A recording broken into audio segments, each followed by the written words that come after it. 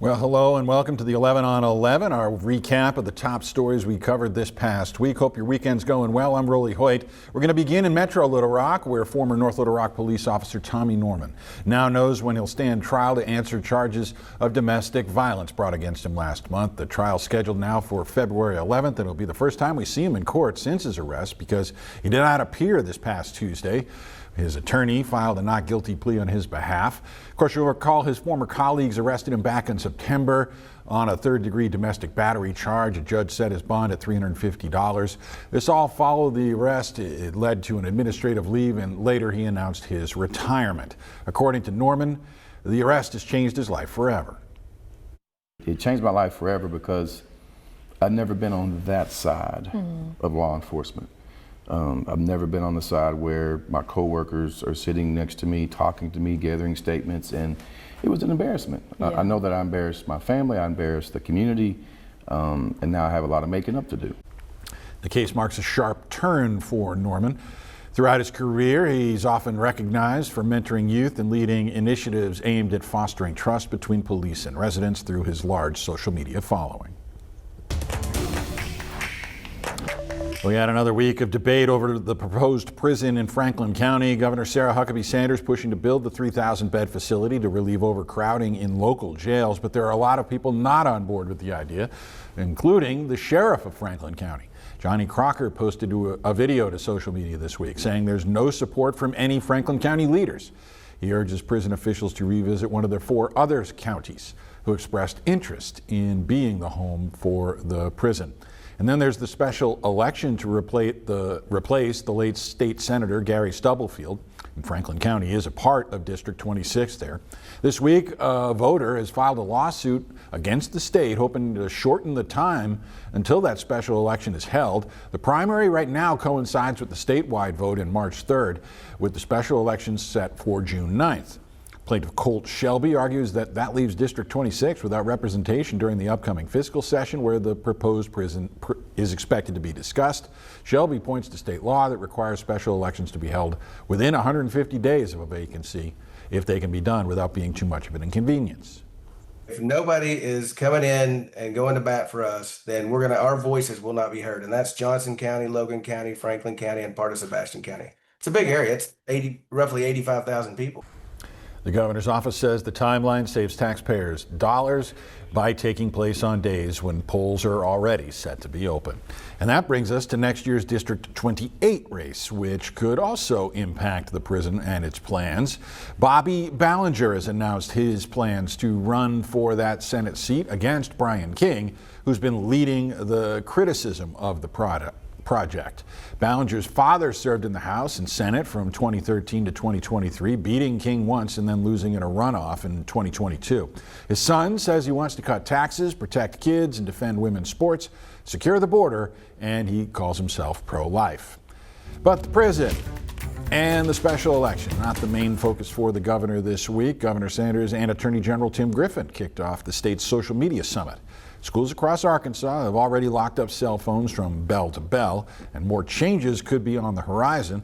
Carter Thweet attended the event this week and shares what he learned.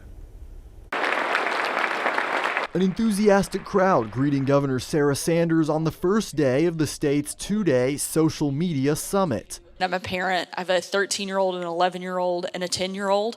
So I'm living this all day, every day. Sanders discussed what made her and State Senator Tyler Dees want to pass the Bell-to-Bell No Cell Act, which took effect in Arkansas schools this fall. There was broad support for it, a bipartisan issue, because so many people were experiencing it themselves. This wasn't one of those things that you had to explain to everybody. Right. Everybody is living it totally. And seeing it. Sanders says they've been tracking the success of the program, and since they took phones away, there's been a drop in verbal and physical aggression and an increase in classroom engagement. She and Griffin also discussed lawsuits. The state of Arkansas has sued big tech companies like Meta and TikTok, which Griffin tells me is about keeping kids safe. We need better protections for young people. We have seen that the protections that they claim to have do not work. While Griffin is focused on that, he asked the governor what she'd like to tackle next. She says she'd like to work with big tech and content creators to ensure that what's made for adults doesn't make it to the kids. What that looks like, I think those details are still yet to be written, but I think it's going to have to be a collaborative effort of us working together. In Little Rock, Carter Thweet, THV 11 News. Now, the governor mentioned several other governors, who both sides of the aisle, in fact, that she shared ideas with about kids and phones, people like Republican Spencer Cox of Utah and Democrat Jared Polis of Colorado. She also reiterated that she doesn't think phones and social media are all bad, mainly, though, for adults. Governor Sanders also announced a new faith-based initiative to augment welfare programs in Arkansas. The 1033 program is named after the Good Samaritan story in the Bible and aims to connect people to housing, health care, and employment assistance. A trio of faith-based nonprofits will work together. They're called Restore Hope, The Contingent, and Care Portal. Restore Hope's director says a platform that the organization started, their Hope Hub case management system, will help make it all work. We will integrate Hope Hub and Care Portal so that a person in need can be surrounded by every level of support. Government agencies, professional services, and caring neighbors, all working together. This means that when someone reaches out for help, they're not entering a maze, they're entering their community. The head of the White House Office of Faith also helped announce the new program earlier this week. Well, Arkansas is home to many different types of animals, different types of areas for camping and getting outdoors. But just in the last month or so, 2 people in northwest Arkansas have been attacked and killed by animals. Wildlife experts say that just 1 attack is rare, but 2 is almost unimaginable. Catherine Rowley spoke with the agency this week and shares what you should do if you come in contact with animals in the wild. I don't know what the odds would be, but probably easier to win the lottery. It's just crazy. Early September in Franklin County, 70-year-old Vernon Patton was attacked by a bear at Mulberry Mountain Lodge near Highway 23. In that attack, Patton was severely injured and later passed away from his injuries. Last week, Max Thomas, a camper from Missouri, was found dead at Sam's Throne Campground from an apparent bear attack, although it's not confirmed. I've worked here 25 years. Never had anything remotely like this. The last one that we can find was actually in 1892. We weren't even an agency at that time. The Arkansas Game and Fish Commission is still waiting on DNA, which could come back as early as next week. While the attack isn't confirmed yet, there are signs that do point to a bear. It did come back into the campground, which we thought that it probably would if it was the same bear. AGFC says that after there was an attempt to catch the bear, it was unsuccessful. Eventually, the bear was chased into a tree and put down.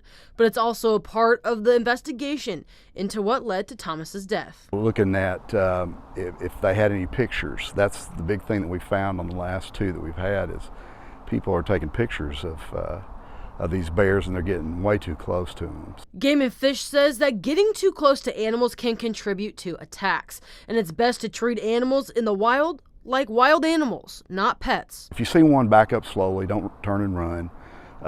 Make yourself look as big as possible, don't crouch down, anything like that. You can throw rocks at them, yell at them, anything you can, and most of the time they are more afraid of you than anything else. In Little Rock, Catherine Rowley, THV 11 News. Now, later in the week, the commission released test results from the first bear attack in Franklin County, and it showed that that bear had been malnourished and appeared to have neurological abnormalities.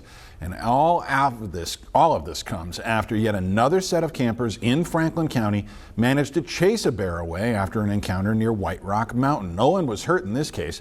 Chris Adams, the maintenance coordinator with the Ozark Highlands Trail Association, says 2 men reported the black bear entered their campsite there over the weekend.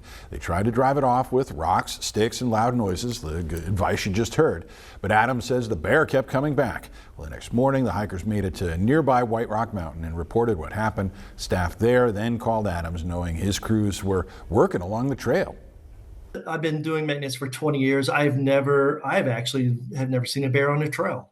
I've seen bears on the road driving, but I've never seen them on a trail. Crews I've been on have seen them, but we make a lot of noise. And for whatever reason, these bears are not scared of noise right now. And So that's puzzling a lot of us. Now, as you head outdoors, remember food also attracts bears. So if you're out in bear country, make sure to keep food away from your campsite by either putting it in a bag and tying it to a tree or put it in your vehicle. Well, we've been on the lookout for people directly and indirectly affected by the government shutdown. Carter Threet is back. He found this story about a woman forced to choose between rent and burying her veteran husband, and the financial pinch she's in while waiting for the government to reopen. We're a veteran service organization, and we try to address life stressors that the veterans are going through. That's the mission of Scars and Stripes in Hot Springs, run by Jared Aiken, a veteran himself. Recently, he ran into a bit of trouble while trying to help Brenda Stewart, the wife of a late veteran. When I went to access the National Archives, it gave the message that due to the government shutdown, we were unable to access these documents. So the main problem here is actually with the National Archives being down. Because of that, Brenda can't request the DD 214 form that proves her husband was a veteran. And because of that, she can't get reimbursed for his burial. When I had to bury him, I had to take my check to bury him. Her paycheck that she normally uses for rent and utilities. You can see the message now on the National Archives website where you request these forms. It isn't being monitored due to the shutdown. We're going to try other routes to be able to get this done, and we're going to assist with utilities and things to help take the strain off, but it definitely makes it extremely harder. When the shutdown ends, Aiken and Stewart believe she'll be reimbursed for the burial then. But depending on how long it goes on, Scars and Stripes may only be able to help Stewart so much, and then it could be too late. I know they can't continue to do that just for me. So after this month, I don't know. I'll probably be homeless. In Hot Springs, Carter Thweet, THV 11 News. Well, Carter, thank you. Aiken recommends veterans or their family members reach out to a local veterans organization like a VFW. And the Arkansas Department of Veterans Affairs, they're also open. They're in downtown Little Rock, and obviously their services, though, that they access through the federal government are limited right now. It's the opening weekend for the state fair. Some things have changed over at the fairgrounds. The new way in and how it could save you some time as we continue. Well, the Arkansas State Fair is back, and so is the traffic that comes with it. And before you get into the crazy fun, there's a new traffic pattern you're going to want to know about. THV 11's Journey Taylor shows us what's changing and how to avoid the backups. Before you can get to the cotton candy, the concerts, and the crazy fun of the Arkansas State Fair, you'll need to navigate a new way in. We are just trying to find better ways to get people in faster and also be safe. We're taking away left-hand turns from Roosevelt into the fairgrounds. Instead of turning into the main gate, fair goers will take a new route this year. Will no longer be traffic in front of the main gate. You will actually turn right into the north lot across the street from the fairgrounds. You'll park there and be able to walk under the bridge. For those coming from the westbound lanes or coming from the west side, you're going to turn right on Schiller Street. You'll park in our south lot. It's still going to put you the same amount of distance from the midway with all the fun and the rides and all the food.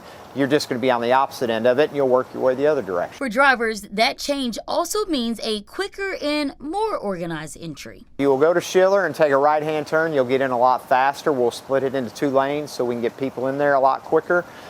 Schiller Street will be a one-way street, so we can back up 2 lanes and we can get everybody in real quick. All these changes aim to cut down on chaos and keep the focus on the fun. You know, the Arkansas State Fair is one of our very popular events in Arkansas, and everybody wants to get there, especially on weekends. It's very busy, very hectic. You have kids, and we know people have a lot of sights and sounds. We just want to take as many distractions away from folks and make it as easy as possible to get in. The average price for parking is $10. He says, however, park within the gates. That is official fairgrounds parking. Anything outside of the gates is not fairgrounds parking. I'm Journey Taylor for THV 11 News. All right, Journey, thank you. Well, this warm weather has made the start to spooky season a little unseasonable. But as pumpkin patches get busy this weekend, THV 11 meteorologist Simone Thomas took a trip to Motley's farm to see how the weird weather this year is affecting their Halloween offerings.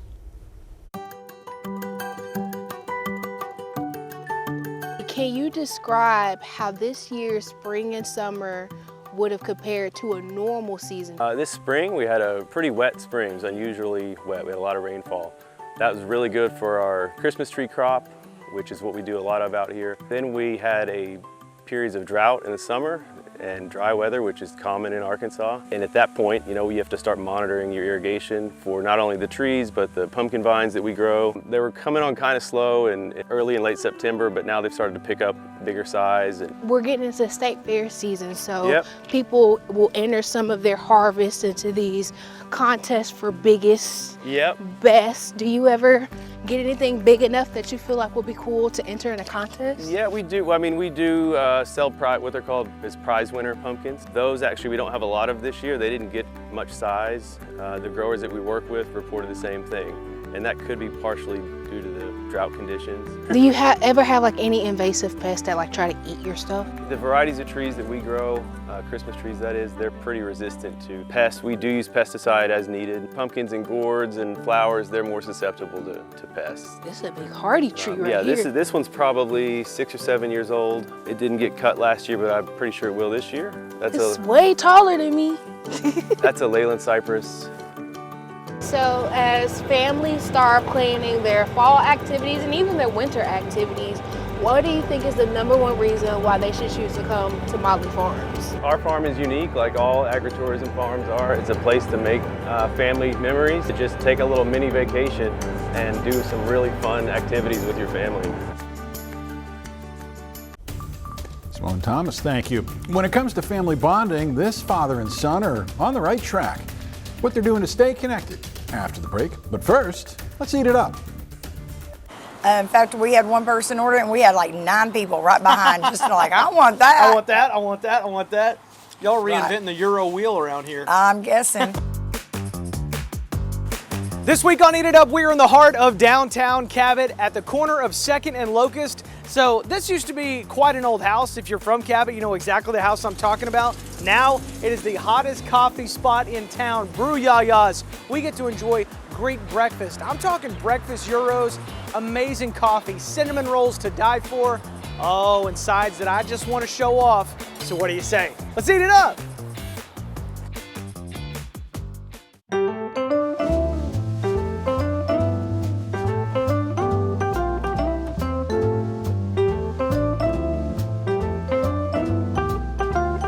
The journey for us was that we really wanted to build community, foster community in this town.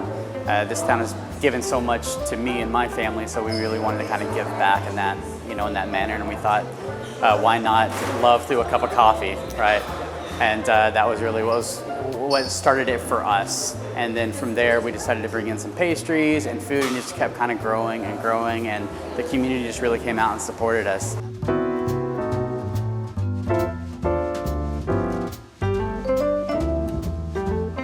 We found this house and we were like, this is it, and we were like, how can we make this mesh with a modern thing? And so we kind of made Modern hit a 1907 farmhouse, and it was a beautiful pairing, and we were like, I'm old and new at the same time. So, it was kind of awesome.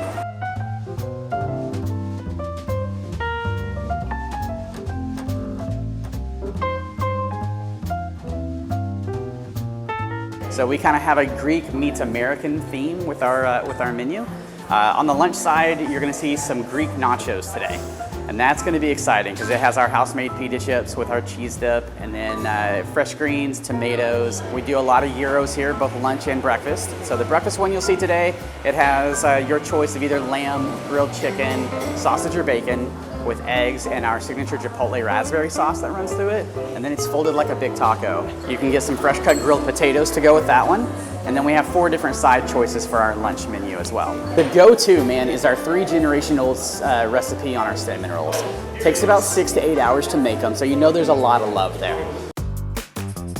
You know how many times I've driven by this front porch, Miss Cherie? How Throughout many? my high school and junior high days? Oh, thousands. man. And it was just that old house, and now you've got this beautiful front porch and this beautiful food. Yes. All I can say is thank you. Yep, I was people love this house. They were just excited that we kept it. Breakfast gyro. Well, they love that Chipotle raspberry sauce, but it's just different. You can't get a Greek. I can honestly say I don't think I've ever had Euro nachos. Oh. I'm ready to dive in. Ready? Here we go. I'm going to request these at the ballpark from now on. Like, y'all got Euro nachos? Okay, I don't want them then if they're not Euro.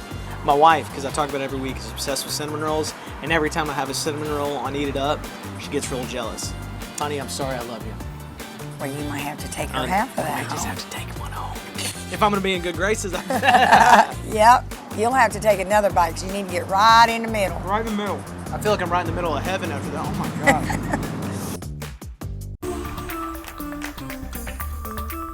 Well, walking can build strength, but a father and son in Michigan are using the activity to build something else, something stronger.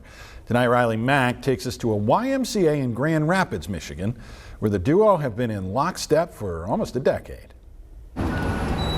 It can be hard to stay in step with the people you love. Thank you. But every day at 1 o'clock. There we go. Go up here. How are you, my brother? Oh, we are doing well. How are you doing, my brother? And when I see him coming up the walkway, I instantly get happy. David and Eugene Lyons are on the right track.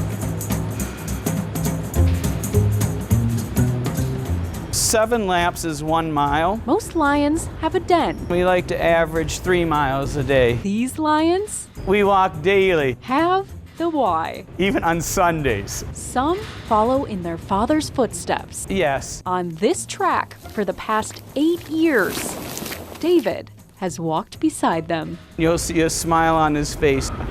This setting has brought him joy. I'm 92 years old and I average 3 miles a day. I wouldn't be happy just sitting doing nothing. I gotta be out. I'm never going to get these years back. It gave us this opportunity to bond. It's not about distance or lap time. You're walking at a better clip today. It's about making sure the other never walks alone. My mother passed 8 years ago and we started shortly after that. So this is a way for us to re-engage again with life. We had been married 50 years. The kindest person you'd ever meet. We had to refigure in our head what family was going to mean to us. And it is really the first place that we have had as a family that our mother was not a part of, and we needed to have something new. I think we have bonded more because of being with each other every day like this. Every day at 1 o'clock, Uh-huh. David and Eugene Lyons Yes. stay in step as a pride of 2. We're buddies.